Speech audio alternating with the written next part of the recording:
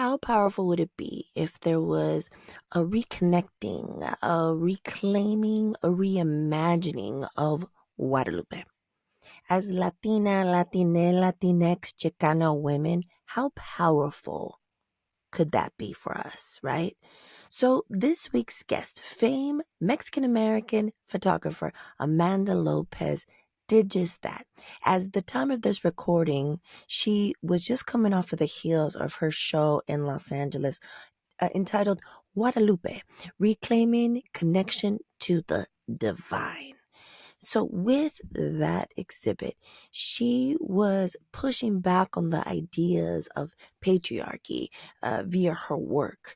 She was thinking about if Guadalupe were to, show up now in LA, what would she look like? What kind of space would she take up? I mean, I love this idea. I was super bummed that I missed the show. But yes, Amanda Lopez is the person that I have the conversation with. And you know how sometimes you meet someone, even if it's virtually, you're just like, have we met in a past life? Like, why do I feel like I know you? Well, that's what happened. So she has commercial success taking photos and portraits of such icons as Quinta Brunson, Nipsey Hussle, Yalitza Aparicio, and so many more. And so we talk about how it was growing up in Sacramento, being first and second gen. She talks about why she says that in her origin story, to live in LA for a significant amount of time and then recently moving to Denver. She talks about finding her passion of photography at such a young age. I think she was 16 years old. Then we talk about navigating a professional, creative life with no blueprint.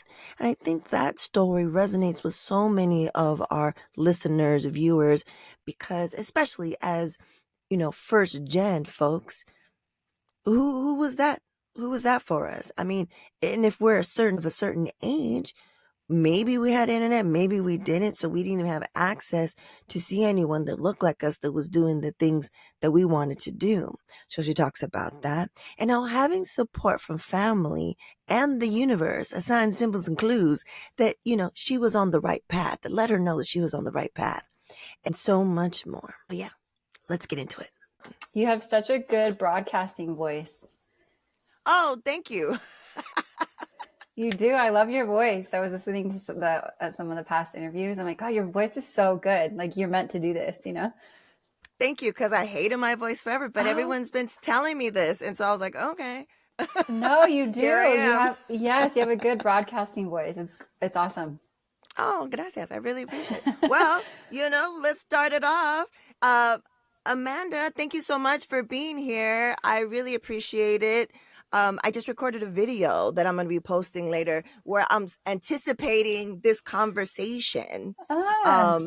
Because I'm such a huge fan. Let me just get that out there right now. I'm such a huge fan of your work, especially seeing someone that looks like us out there doing the big moves that you're doing and representing us and just capturing us and not trying to whitewash it, being hella authentic, showing I could see the love and respect, right? Oh. And I love that. But let's start the way I start all the time. How are you doing? ¿Cómo estás? Well, first, thank you so much for having me. I'm happy to be chatting with you, and thank you for that beautiful intro. And I'm so happy that you could feel like the love and respect in the work, because that's always the intention, always. I'm doing pretty good.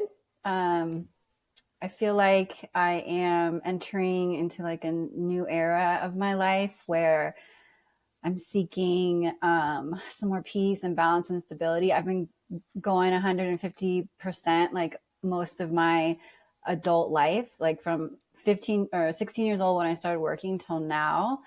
And girl, I can't do it anymore. I'm really looking for some more balance in my life, because it's been a little bit unbalanced. But overall, I'm doing pretty good. That was a long answer to that, but that's how I'm feeling the right real now. answer. I love that. That's the real answer. And I feel like I'm significantly older than you, but I feel like we're adults, right? And I think This is very important, this conversation, because not only we are adults, we're women, next level. You add levels to that. Yes, yes, Women of yes. color, you add levels to that shit. Yeah, Successful women, entrepreneurs, that's next level shit. yeah. And then you're just like, how? I'm in the same era. I've been doing all this like inner work and trying to get that balance because it's tough being an entrepreneur. But I believe it's all these next levels when you're a creative and you're a woman, you're, you know, of color. I've been calling it, I'm trying to enter my soft era, you know? Yes, I'm me trying to too. be like, you know, I'm gonna be in and that I was like, club. oh shit. You know what I'm saying? Like, let's balance and trying to be more in community and really seeing what's important. And right now I'm on this zone in this mode, and I really feel like we're on the same frequency. I don't want folks, and let me know if this resonates with you. I don't want folks to have to experience tragedy and loss to do the things that we're doing. We've been doing the things that we love to do out on our own. It's hard as fuck. Yeah. It is hard as fuck. You Yes, know it. especially yeah, We yeah. know With it. yep, yeah. With no blueprint. That's the what's the hard part, right? Like there's no blueprint. Yeah, Right. yeah. So yeah, let's, you know, let's embrace let's embrace this off there. Okay, so let's go back and let's let the folks know, where were you born and raised and where are your people from? Yes, I'm originally from Sacramento, California. I'm a Cali girl, Northern Cali girl. I'm Mexican. I like to say I'm first and second generation because my dad is from Guadalajara, and my mom was born in Sacramento on an Air Force base, but both my grandparents, her parents, are from Mexico. So I feel like I have this unique experience, you know, having a dad, you know, from Mexico, only spoke Spanish in the house, and then, you know, going to school, learning to speak English, and then, you know, slowly speaking less and less Spanish in the house because my parents wanted us to learn English. Um, yeah, so my people are from SAC. My people are Mexican, Mexican American, and for most of my life, I've lived in California. Okay. But right now you're like back in, is it right? Is it up to date Yes, that you're back and forth through Denver? yeah. So just recently, just a couple months ago, I was in LA for about a decade, and then before that, I was in San Francisco, and then before that, I was in Sacramento. So now I'm in Denver. You know, and in addition to wanting to be in my soft era, I'm also in my life is short. I want to have as many experiences as possible. And it felt like I love LA. I feel like that's where my career kind of really, I was able to finally turn into like a freelancer and like go after a lot of my goals and dreams. And after being there for a decade, I felt like, you know what, maybe it's time for a change. I was speaking to someone the other day, a good friend of mine that I met in San Francisco, and he's French. He moved back to Paris. And he was saying, I told him, you know, I'm in Denver now. And he said, oh, that's so great. He's like, creatives. He's like a photographer, very creative person. I love him. And he's like, creatives they need to be in new landscapes to be inspired. Like he was just had this really romantic take on the move. And I was like, oh, yes, I love that. Like, it just felt like it was time to like reset, try something new. And like I said, like I just was looking for a new experience, you know. But I'm still an LA girl. You'll catch me there, like, you know, every month or two I'm still there. You know, I'm back and forth a lot with work, and so, but I feel like Denver is the place where I come back to like reset, and I can see the mountains from my house, which is like Come on. next level for me, and so. It's nice to like be here and like just breathe a little bit, you know? Yeah. And I feel like that helps to facilitate that balance you're trying to get, right? Like to be Yeah. in nature and kind of get away from it. Let me ask you this, Yeah. because I no longer live in LA either, and I'm in the desert. I'm Coachella Valley, Yeah. so I love it, and I feel like I needed it, and it's how I got to this point where I'm at now. Like the quietness, like LA always has that kind of like New York, Yeah. like this buzz, Yes. and now it's like dead time all the time. out here. Mm. But do you miss how was the food in Denver? Because I didn't understand how great we had it in LA. Like Korean, boom, got it. Thai, Mm-hmm. boom. Like anything I Mm-hmm. wanted, boom. And Yeah. so how is it? How's your food situation in Denver? Can you get I good love that Mexican? question, Can you get all that girl. stuff? Yes, there's a lot of good. So moving here, actually, I was excited for the change, and it had been calling for a long time. Like I would say, like a year and a half, 2 years. I was craving the change. I was like, something is coming, something is coming. It's time for a change. And I wake up sometimes. I'm like, man, I can't believe I live in Denver now. It's kind of wild because it was never on my radar, but life works in mysterious ways, right? Right. And some of my apprehension was like, I don't know, like the stereotype is that Colorado and Denver specific is like a very white town. It's very, in my mind, I was like, oh, everybody's skiing and snowboarding. I've never done that before. And I was worried about like the food and the culture and like the art scene. I was like, man, what am I getting myself into? But I'm happy to report there's a bomb ass food here in Denver. Michelin just came out here. I think that last year was the first time that like they awarded stars out here. I don't know how that Wow. whole system works, but Right. there's a lot of really good restaurants out here, but for some reason they weren't getting the recognition they deserve. But now they are. So all that to say is we definitely know the spots out here now, and we have some good friends that are foodies that are Denver natives that put us on, and so there's a lot of really good food out here, girl. So if you come out here, I know where to take you now. That's great. I don't think I'm gonna make it this year, but I have a lot of friends that are gonna go to ETH Denver. That happens. Oh yes, coming up in March. Yeah. So that's gonna be. So I'll maybe I'll get some recs from you to toss them down the road to the homies, because they definitely want that, and they're Latino too. So girl, I'll tell you where to go. I'm gonna send you a message after this. I'm gonna need that list. We're gonna need that list. Yes. So one more thing, because it's Denver specific. Acclimating to the altitude, was that a thing for you? A little bit, and it only lasts like a week. Yeah, just a little bit. Everybody's different. Like my sister came to visit us last year, and I was so concerned because she brought her baby. I was like, "Are you guys okay?" Like we brought oxygen for them. Like nice. There's like you can take chlorophyll to like help your body acclimate. We got her all these things, and she was totally fine. So everybody's body's different and handles it differently. Right. For me, the first week or so, I was a little bit, we went on a hike, or we tried to go on a hike like the second day that we got here. I couldn't do it. And I couldn't believe it because I used to like the hike in LA, but now I'm acclimated. Now it's fine. Thank goodness. But with you traveling back and forth to LA a lot, like, once a month or, pretty frequently, does your body remember? Yeah, it does. Do you have to acclimate? Yeah, no, it does for sure. Oh, good. And usually when I come back, I'm like just so tired from like because I tend to have short trips to LA, but they're packed. So when I get back, I just sleep, and that kind of also helps the, acclimate. Oh, yeah. But I don't really feel it anymore. My body remembers. That's good. Oh, that's good that I remember, because that would suck to have to constantly reacclimate. Because I had a friend last year, I think it was last year, she went to a conference there, and she said that like she forgot all about that. Like you don't think about that. You just travel to places, like whatever.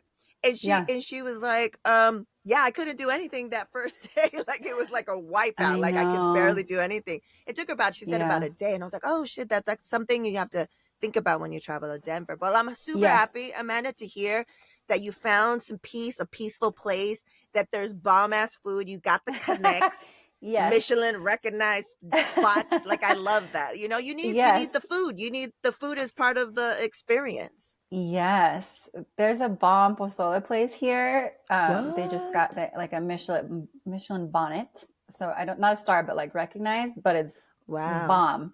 It's a pozoleria, and they have like red pozole, white pozole, black pozole. I've never had black pozole before. I've never had black.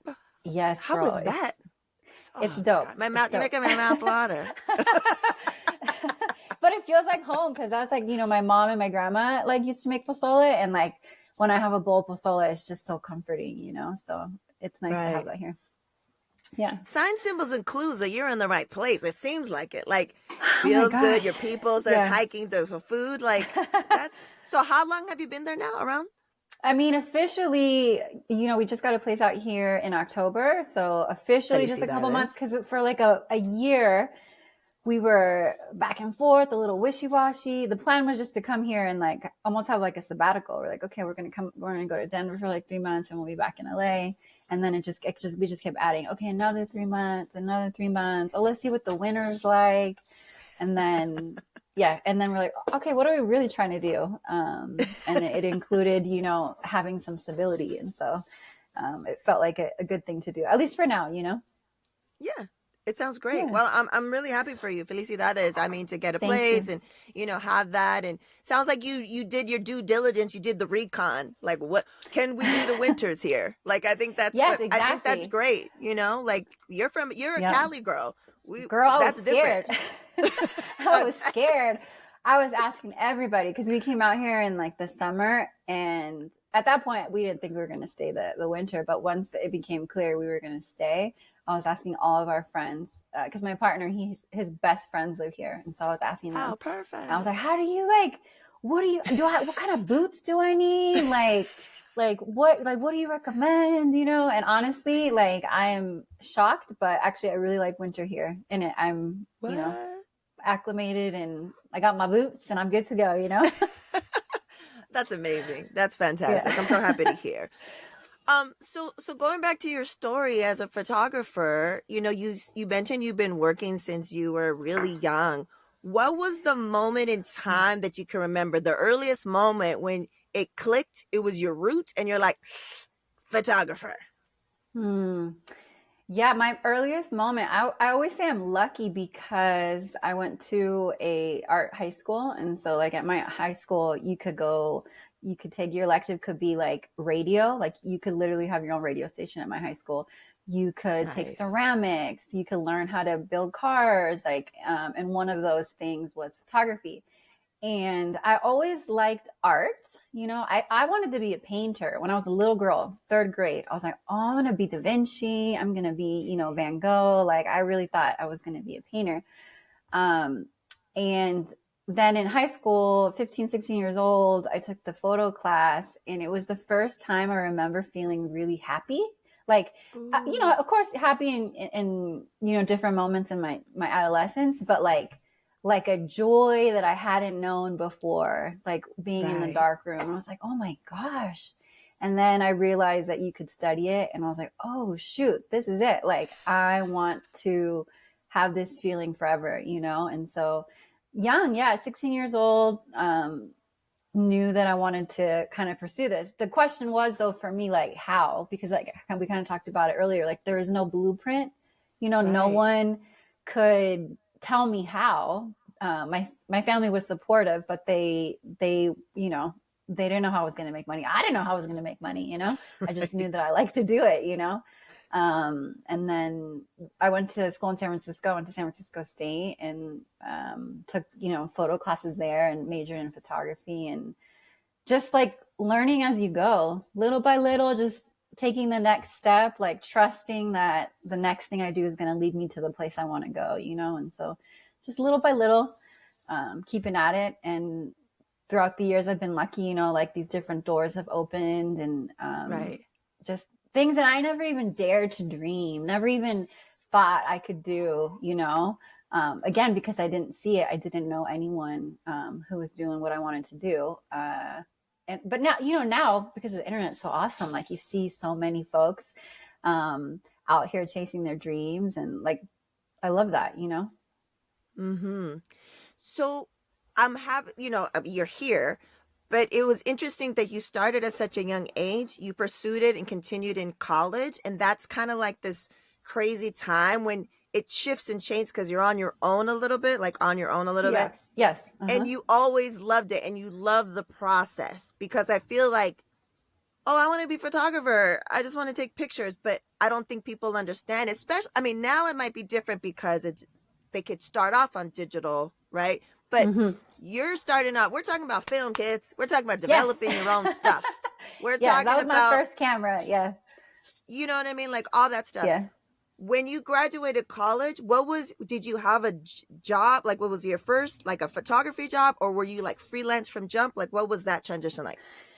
Well, I think it took me a long time to go freelance. So not until I moved to LA. I lived in San Francisco for 10 years and I always had a job. I always had, the good thing was it was always like a creative kind of artsy job. So like I worked in galleries before. Worked in a photo studio, a Right. couple different photo studios. I always had to work because I wasn't, and also because at that time I'm building my portfolio, I'm building my name, like I'm building my website, gaining experiences, and so it took me a while to get like have everything aligned, But moving to LA really was kind of like the catalyst. Like as soon as I moved to LA, I started working a lot with the LA Weekly, and LA is just like like it's just a city of opportunity, like there's Right. opportunity and things can happen a little bit quicker there. But yeah, it took me a while. So don't be discouraged. Anyone who's listening to this, it took me a while. It took me 10 years to go freelance. And the whole time I'm like, man, how am I going to do it? I don't know, but just keep going, keep going, keep going. And yeah, LA really kind of helped make that happen. But it takes time. Right. It takes time, or it can't. At least in my situation, there's some folks that like graduate school and like right away start, working in or freelance. But I just took a different route. It took me a little while longer. Right. And it was like you said, there was no blueprint, but it was also a different time. Yeah. And then so when digital cameras came out hardcore a little bit more, were you a purist? Were you like anti, or how was that transition for you? And what do you use now? Both? One? Other? Yeah, I mainly use digital now. So I started and there's no digital cameras when I was in college. I think my like Right. I think my like maybe my senior year is when like digital cameras like came out, and some kids in my class had them, but most of us didn't. We were, shooting film and processing our own film. Um, I don't think that I was ever a purist. I stuck with film for a little while just for budgetary reasons. Like I didn't have an extra, couple $1,000s at the time to buy a Right. digital camera. So I Right. just, stayed with my film camera. And then my uncle, RIP, my uncle Rao, he knew that I wanted a camera, a digital camera. And he just kind of casually asked me like, oh, how much do they cost? I was like, oh, they're really expensive. He's like, he said, well, how much do they cost? And so I told him. He's like, oh, okay. And then he wrote me a check for the camera. And I was like, what are you doing? Like, and he was like, no, I believe in you. Like, this is for you. I No. want you to get the camera so that you can continue to make the work. And I haven't thought about that in a while. That makes me kind of emotional because it was so sweet, like that he did that. And I've been lucky, girl. I feel like I've been so lucky to have so many people in my corner and like supporting me, and like that moment, gosh, it just touched me because he's no I'm longer about to with us, cry. but like, yeah. I know. But that gift was like, it was so special and like a sign, really from the universe, like Right. you're on the path and going the right way. And yeah, after he gave me that camera, it then I was able to shoot a lot more. Because, but Right. also too, shooting film as a broke college student, I was kind of limited. I'm like, I got one roll of film. I got to make something happen with this because I don't have an extra $50. It's either this or lunch tomorrow, whatever the case may be at Right. the time. And so having a digital camera really expanded the creativity. I was able to like shoot more and do more, and not worry about like, okay, how am I going to process this film and get those negative scans and get those prints made and, all those Right. things. But I still do both. I do mainly shoot digital, but, when the project calls for it, I'll bust out my Pentax or my Canon. Yeah. Right. Shout out to your Theo, man. Like I Oh was my gosh, almost I tearing up know. because he saw you. Yeah. Like he saw you Yeah. and believed in Yeah. you. Beautiful thing. Beautiful thing. So I know. in college, because I went for art and design and I fell in love taking pictures. And I had a Pentax and I was like, oh, this is amazing. I can develop my own film. This is crazy. So then later when I went into the music industry, I was like, I'm about to be a photographer. I love taking pictures. I was like, nope. I was like, I just want to shoot them. But when I had to do like, the f-stops and the this and the that, and it was like, oh, if I don't love the process, this isn't for me, right? This isn't for me. So that's why I love that you learned early and it had never wavered, and then you came out at a time when digital cameras kind of at the tail end, and you Yeah. saw, like, you still loved it, you know what I mean? So for you it was like, oh, this just makes the process easier. This is just, I Yeah. can do more with it. Like you saw it as a tool and not like, because at the time people were like, there's people now that we know that I remember because I was in a photography show with them and I was asking them questions and they were like, nah, I'm never going to use a digital. What are you using Yes. now, bruh? What are Yeah, you using now? exactly. Like, do you know what I Yes. mean? I actually know a lot of people that were like that too. And I think it's just like, like technology, people are nervous about what they don't know. Right. I know that you're also in the NFT space, and I feel like the same thing with NFTs, like in Web3, people get nervous about like that. And I look at it the same way. I'm like, it's just like digital, like a digital camera, like the evolution of what is next and what is possible. And everybody, I think, who, maybe is talking shit a little bit about Web3, maybe in 5-10 years, be like, oh, that, I don't know. I feel like it's the future and it's still evolving, but I see the kind of Yeah. similarities in it. Oh, totally. Yeah.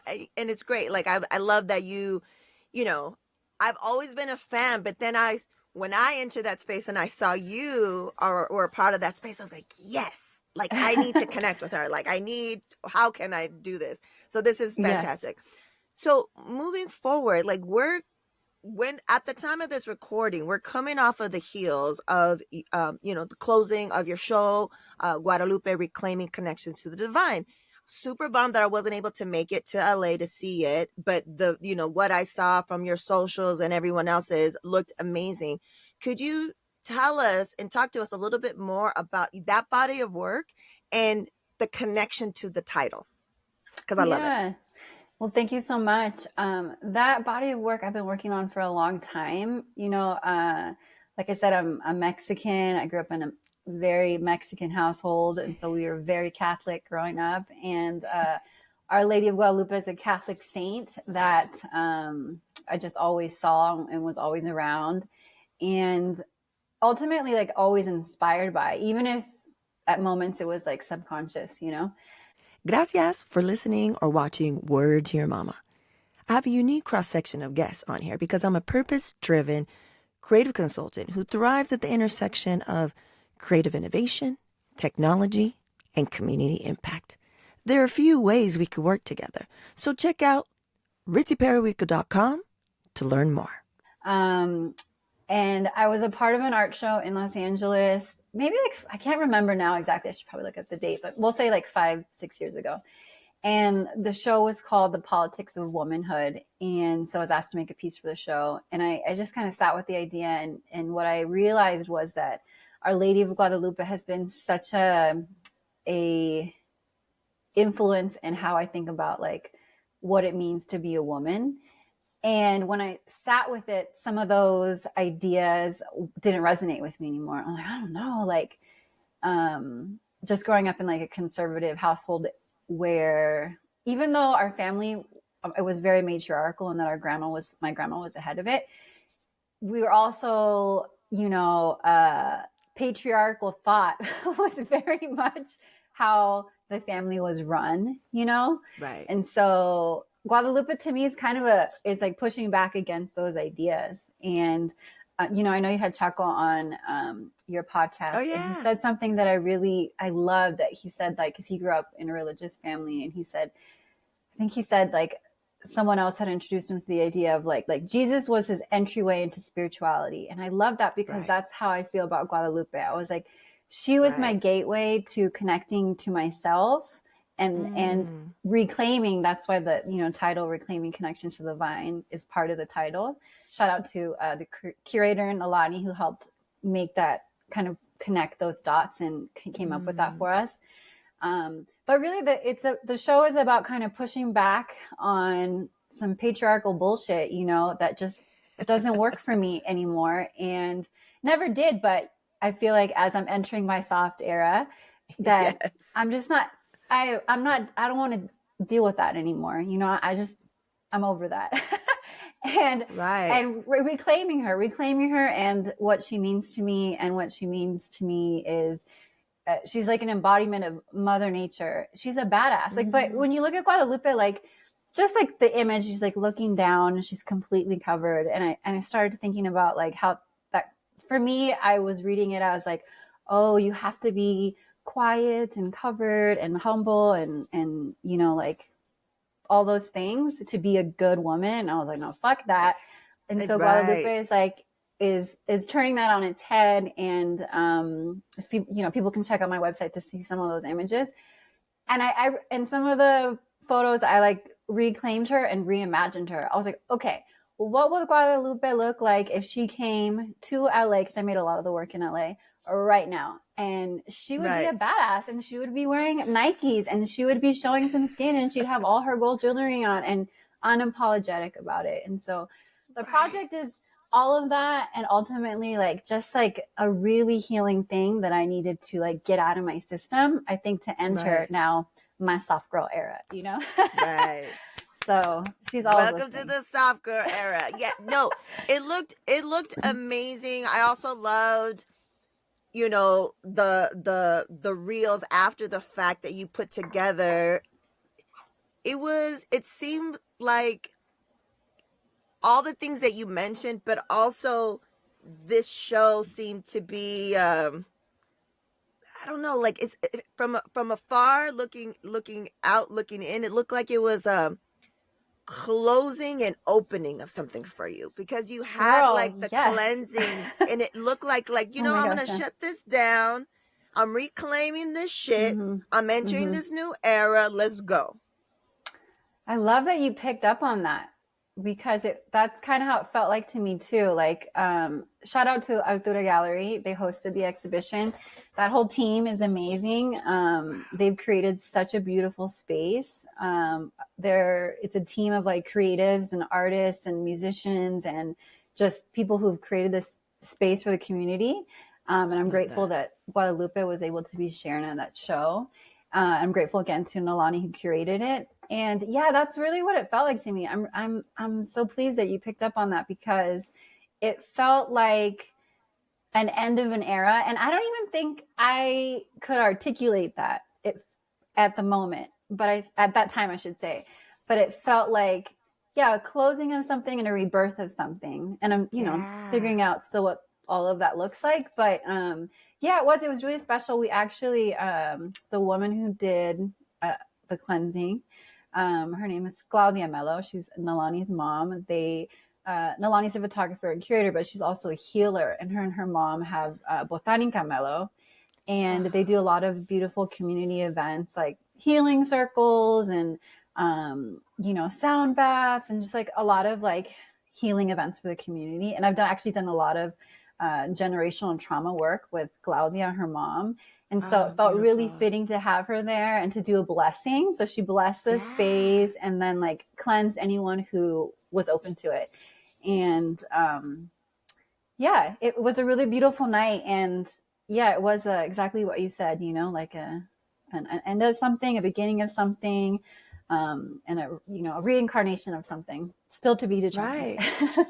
Right. And Yeah. that's exciting part, right? It's like, who's to say? Yeah. Like, you're just moving forward, a ver qué pasa, and Yeah. you're open to it. And I feel like it sounds like we're so similar that I feel like at this point, whatever's coming wouldn't have been able to come in because you Mm, hadn't been to this point, if that makes sense. Like, if yes. you're open to whatever this is iteration of you is gonna happen, because Mm, you've done this work, you've released shit, you mm, reclaimed shit, mm. you know what I mean? Like, it's a powerful thing. And I don't know you, but I feel like I know you. I don't know, maybe because looking at your Likewise. work, you know what I'm saying? Also, we know, like, we're like A one lot of, degree away from people, yeah. Yes. and we probably know so many of the same people. So, I anyways, know. Well, um, actually, it's on a that vein, I wanted to tell see. you I realized that your son's father, I've photographed him before as No part of like way. as part of Dilated Peoples, right? That was the Right. group he was in. Yes, he was one Yeah. of the first assignments that I used to work a lot with this magazine called Vapors Magazine, girl, like a long time Oh ago. yeah. And one of the first assignments I did was to photograph dilated pupils in San Francisco. You know what? They were opening up, I think, for Kanye West. And I went Shut to the, up. Oh, that was yes, a it long was a time long time ago. ago. Yeah, yeah. I was in college still. Right. What? Yeah, a That's long time ago. amazing. Oh, you have to I'll send have to me the find the the photos. photo. Yes. Yeah, find the Yeah, photo. And I because will. I was asking him, I was like, "Yo, I go, you know her work, like you know her work, but I don't think he remembers the name. Like, do you know remembers the name? Yeah, But if I totally. show him the photo, yeah, Yeah, this was a I'm gonna long tell my time ago. husband that's He crazy. probably knows my partner Trevor. My partner Trevor Trainer is also a photographer, and he's photographed your husband before. Them And he that probably would small world, recognize his name more because this I probably photographed him 20 years ago, like right? for 15 minutes, and then that was it. Right. So yeah, Small world. Look it is a at that. small world. I know. It is a really small world. You know, the creative community is small, girl. It's small. Right. I It's think, like you super said, small. everyone is one person away. Like it's big and that there's a lot of creatives, but I think like everybody knows everybody somehow, you know? Somehow, some way. Like, yeah, for Yeah. sure. It's crazy. And it's funny because that book that I was in with like B plus and Esteban and stuff, that photography book when I swore I was gonna be a photographer, it was so long ago and it was so many people in there. I just texted him. I texted Man One yesterday. I was like, was Amanda Lopez in that book? Like, I feel What like book she would was have been in it? that book. It was called LA. It was like sponsored by Dickie. It was like this Mm. long book. I forget what it was called. Something LA something. It was just all LA photographers. I was like, I can't believe I'm in this book. And then I bounced. Ooh, I was like, that's I don't want to be a amazing. photographer anymore. Yeah, and it was just like a thing in time. And I remember it was when Crew West was still in Alhambra. It wasn't even downtown yet. Mm. Like that's how Mm. long ago it was. And I remember we're signing them. They're like, you have to sign them. And I was like, what? What is How happening? Like, I don't, exciting. yeah. And I was just like, oh, I think that also helped me to see like, no, I'm not a photographer. I dabble. I like to take Mm. pictures. This is the real work. Like if you're in it, you have to be in it. Just like you said, like all of the work in the entire process. And I feel like a lot of people don't think about that, and you have to find out by doing. You just have to find out by Yeah, doing. You just totally. jump, That's the only way. Yeah. Even right? when I was starting out, like there's so many different types of photography, you know? Right. And, you know, there's landscape photographers and journalists, photojournalists and war photographers and wedding photographers, like all these different kinds of photographers. I had to do a couple of things before I figured out, oh, no. People, editorial, portraiture, that's my vein. Like, this is what I like, you know? But yeah. Well, I'm happy that you found it because we need your work. We love your work. And I love that to see, your commercial stuff as well. I think I don't know if you have like you have first right of refusal. I just seen like your latest kind of commercial work. It looks like you're also working with maybe friends or maybe they became friends, but the representation in that vein on the commercial side, like I love that too. Like it seems like it's all happening for you. Thank you. It's I feel like my personal work and my commercial work are the same in that I think people who are hiring me to do commercial work are hiring me because they've seen my personal work and they like it and they want to bring that to like what they're doing, you know? Um Yeah. but yeah, it's all the same to me. I feel like I put everything I have into whether it's my own shit or if it's like someone's hiring me to do it, like Right. the same intention is always there, like we touched on, like I want people to feel good, like when they're on set. I want them to feel respected. I want them to see themselves in a new light. And like for me, it's always love. Like I always want the best possible outcome, you know. No Right. matter the caliber of the shoot, no matter if I'm taking a picture of my cousin or my niece, or if Right. I'm taking a picture of a celebrity, like it's all the same to me, you know. That's great. And I love that. So let's get into the questions and comments from the audience. First Okay. one. How does she connect to her subjects if she has just met them? And what's her favorite lighting situation? This is by the living legend, photographer, archivist, and previous Word to Your Mama guest, Brian Cross, aka B+. Oh, B plus. I love that interview you did with him, by the way. I Thank love B you. plus. He's such a inspiration to me, like coming up, you know, in photography. I shot a lot of musicians, and like to see his work and Coleman's work and all of the work that Right. was being made like back in the day was like such a inspiration. So that's awesome that he asked that question. Thank you so much. I feel honored that he even chimed in for that. So the question was, how do you connect? How do I connect with somebody? And my favorite lighting setup, See. right? Yeah. I think Yeah. when am photographing somebody, I try and do research a little bit. You know, I try and see Mm. like, you know, like what they've done or what they're up to, or like, you know, even just looking at their Instagram, like just to get a sense of folks. And try and also let them know like right away, like the intention is to make you comfortable. Like we were saying, like, because I think sometimes people can be a little nervous to get their picture. One, if they've never had their photo professionally taken, and two, Right. like they don't, you know, maybe they think the photographer is not going to pick the best photo of them or whatever. You know, there's a lot of, I think, Stressful. layers, yeah, Yeah. that people kind of take into consideration maybe if they've never had their picture taken. And so, like, again, just like making people feel comfortable and then learning a little bit about them. If I pick up that they like a certain song, you know, maybe I'll play it on set, or you Nice. know, maybe I'll bring some snacks to lighten the mood, or maybe, you know, like my partner assists me. We work together a lot, and he's really good too at breaking the ice. And so, again, just bringing a sense of like, we got you. We want this to be the best Mm. possible thing, you know? And nobody's out here trying to make anybody look silly. So don't worry, you know, that's Right. my main thing. It's a safe space. Um, We got to say, we got you. yes, exactly. And then lighting is just always depends on the situation, you know, like I used to love just going out with the camera, no lighting, and seeing what like we get, you know. And Right. now I bring lighting, but it just really kind of depends. And even when I do bring lighting, it's simple. Maybe it's like one light, just to have Right. something there in case we need it. But I've been keeping it simple these days. But also I say that, but also I really like colored lights, like gels and things, which are not that simple. And so, yeah, again, it depends on the situation. I think whatever the situation calls is what we'll do. Nice. Okay, let's go to the next one.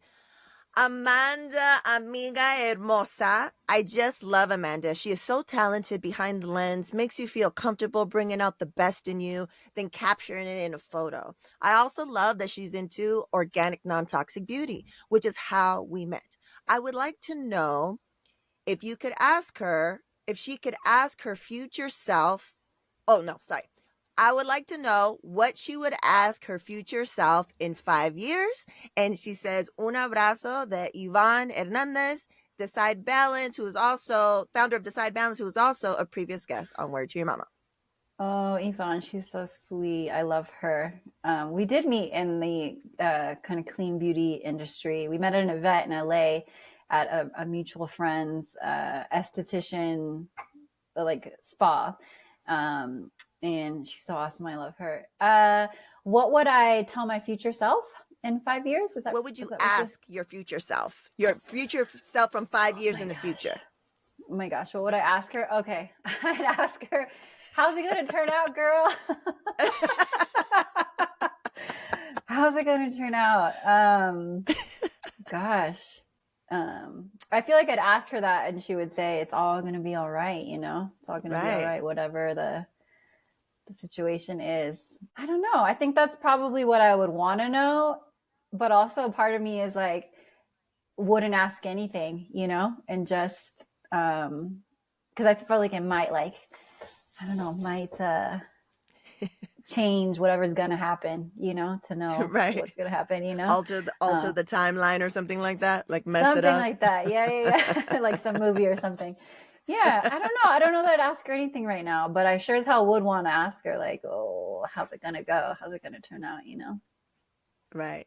Well, I have a feeling in my bones, in my soul, that it's going to turn out okay for you. I feel like you're on the right path. I mean, I don't know if you can go wrong, entering the soft era. Thank you. I think you might be right. I think you might be right. Right? Like whatever's going to happen is happening. You're like, you're in a new space. So, okay. Now let's get into the not so rapid fire questions, AKA the slow as hell Okay. questions. 3 words to describe yourself. Sensitive, creative, What's the third one? Open hearted. Nice.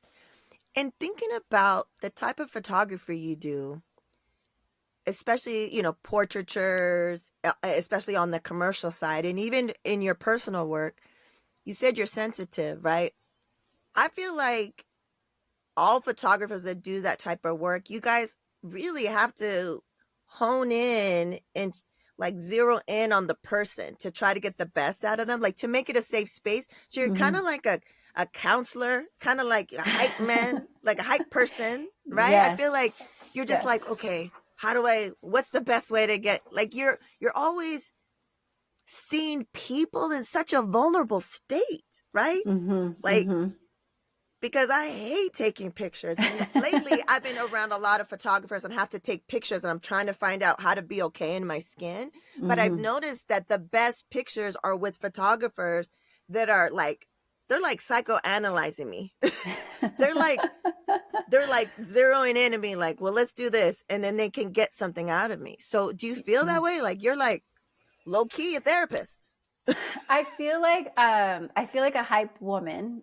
Mm, I feel like when you said that, I was like, oh yeah, that resonates because when I'm working, I get really excited when I see something in the camera, and I'm like, I think sometimes it surprises people because I can be a little reserved, a little quiet until you get to know me. But on set, girl, I love to hype people up. I love to hype them up. I love to let them know they look amazing because they do, And like you said, right. it can be so vulnerable to have someone have a camera in your face. You're like, who is this? And so, yeah, I think quickly I have to, again, we talked about it, right? Like make people comfortable.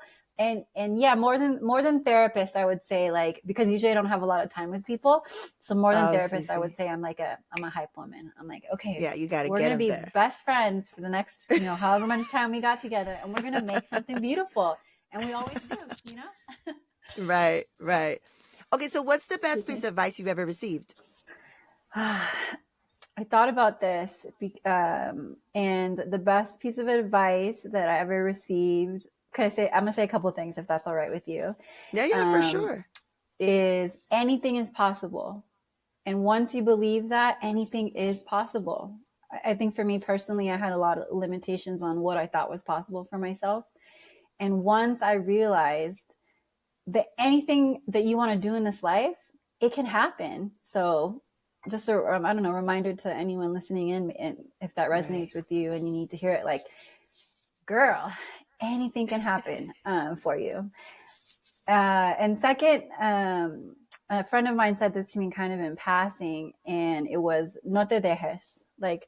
Don't let people like bully you or Mm-hmm. make you think you're not worth what you are, because you are, and Right. again, like, as for me, I feel like that's more ingrained, it's coming more to the forefront in this new era, that, like, I think as women, we kind of touched about this too a little bit, like, we're so ingrained, at least I know I have been, to like not rock the boat, make other Please people believe it. feel like, no conflict, like everything's cool when it's not. Like, I think as women, we learn little by little to kind of like shove shit down. And Right. I feel like more and more now, I'm like, what I realize is like doing that is only a detriment to me.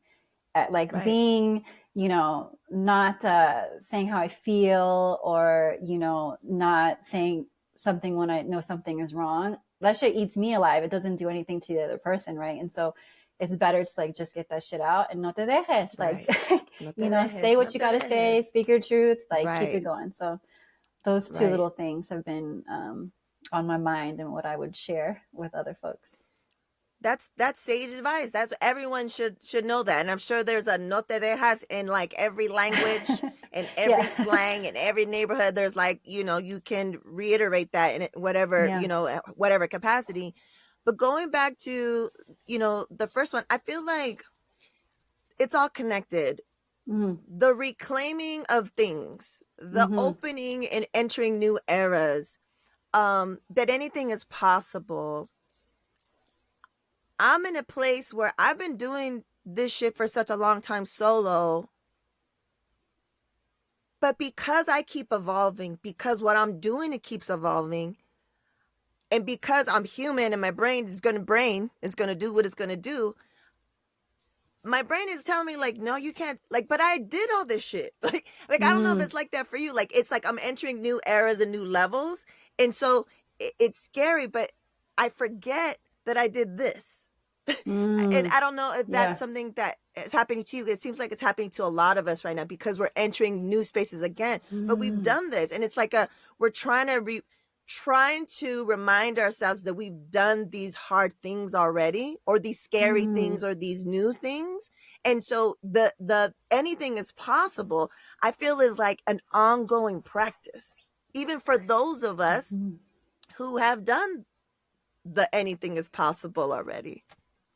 Does that Yeah, make no, sense? yes, it makes total sense. And I was going to say it's such a coincidence, but I don't think there's such thing as coincidences. Because I Right. literally was just talking to my partner about this. Like, I think as creatives, and I wonder if this also resonates with you, like, I, I have been able to do some really cool things in my career, but I do forget about them and and I'm like, what's next? What's next? What's next? Instead of like, being able to reflect on those things. But I hadn't looked at it before, actually.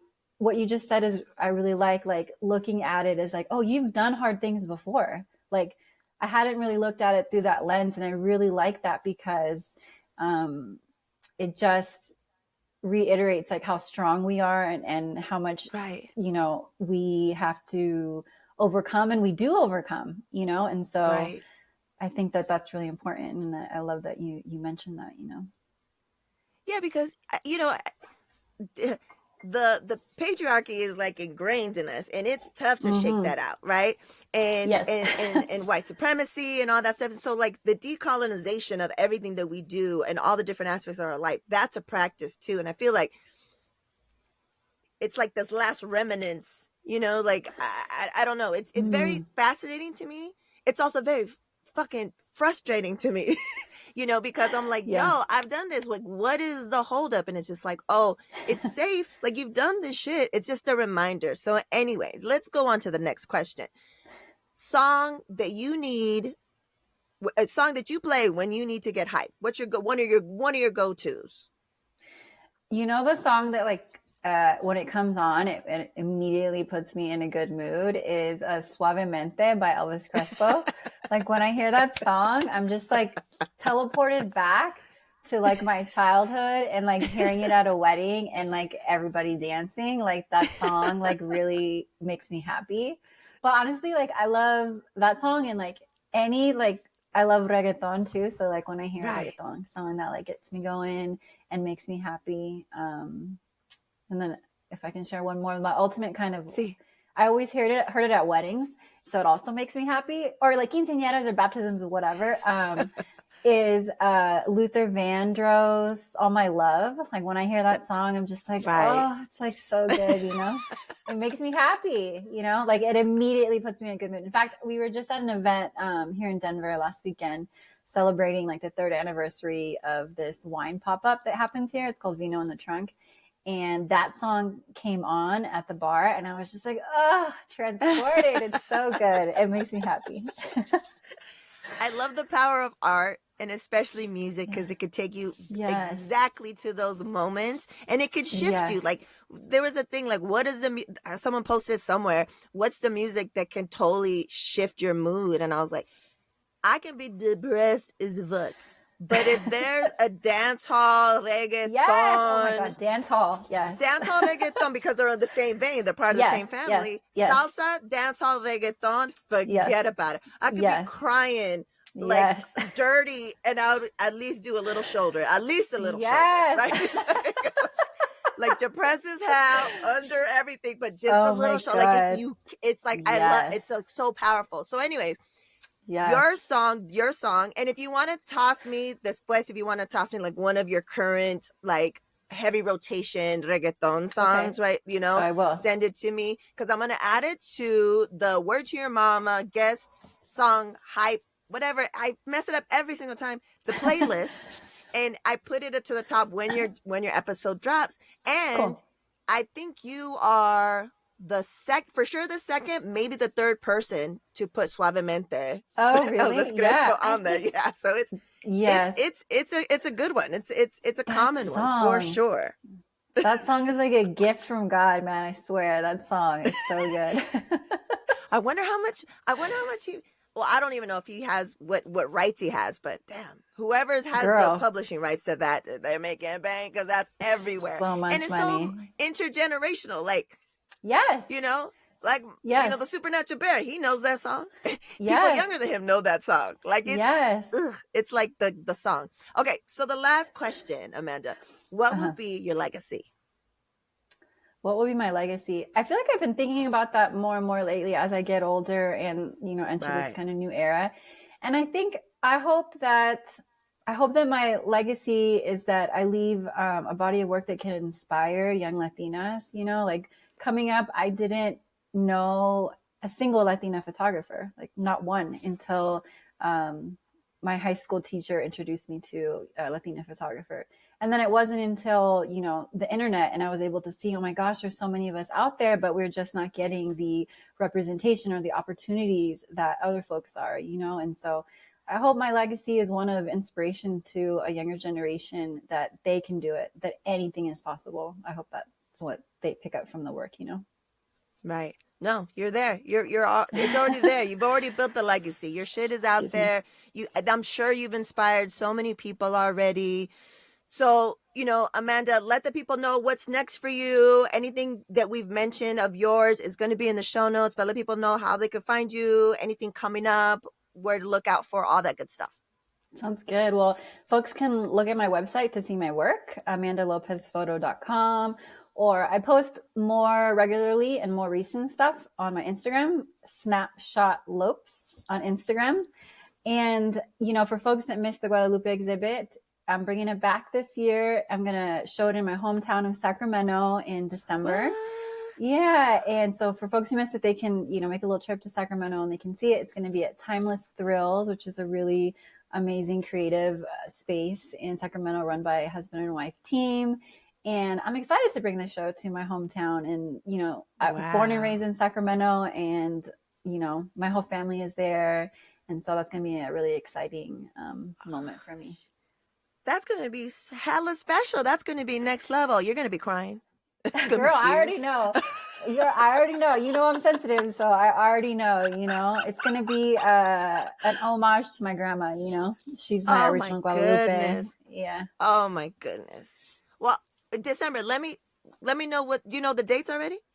You know what? I'm gonna look it up. I'll send it to you in an email. It's gonna be. I want to say it's like the Saturday before, like December 12th. It's like because it's gonna be on a Saturday. I don't know exactly the dates. I'll find it and I'll send it to Okay. you. But Yeah, probably the let us 7th, know. 8th, or something. Thank you so much. I really appreciate it. And super excited for you.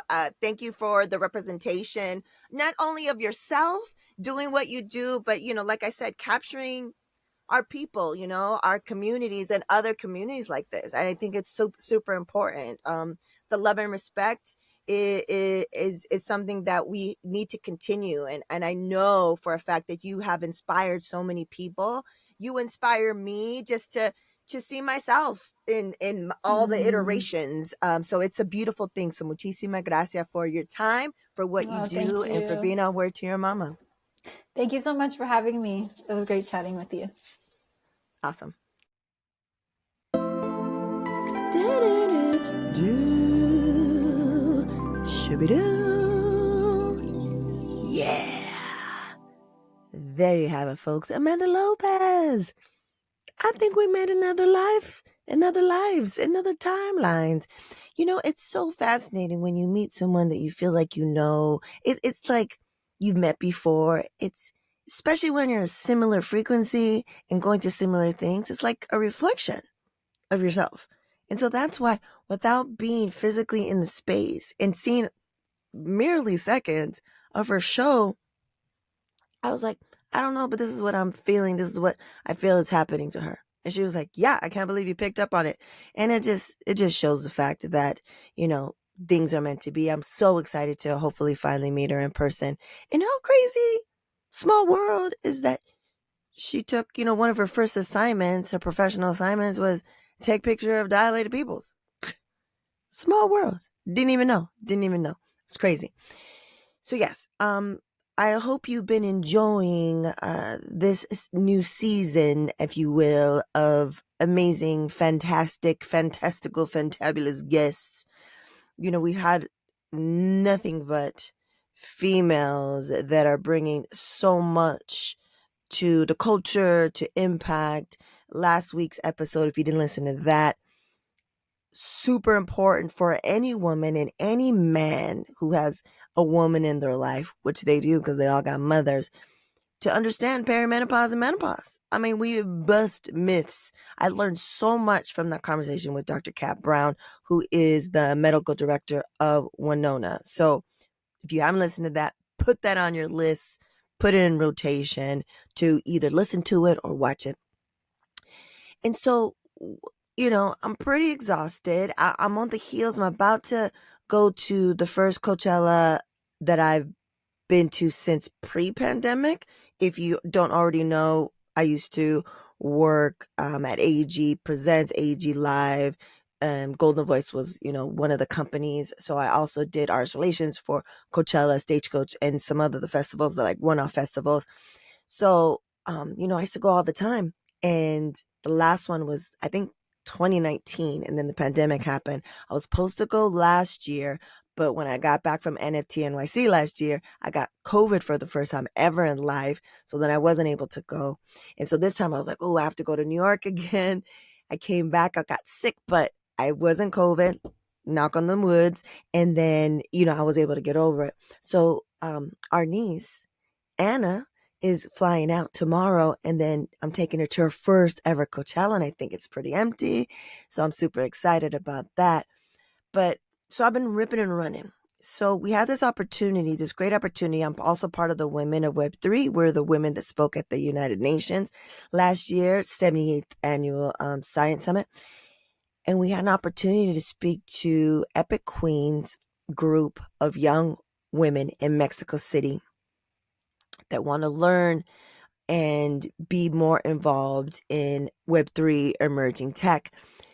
So a few of us were asked if you're available, if you speak Spanish, which I'm not fluent in Spanish. Every little, as time goes on and as I have more hours with my tutor and I speak more in different spaces, it's getting a little bit better and better. But to be at a level to do a presentation in Spanish, no. Last year was the first time I even was on a panel in Spanish. That was nerve-wracking for me.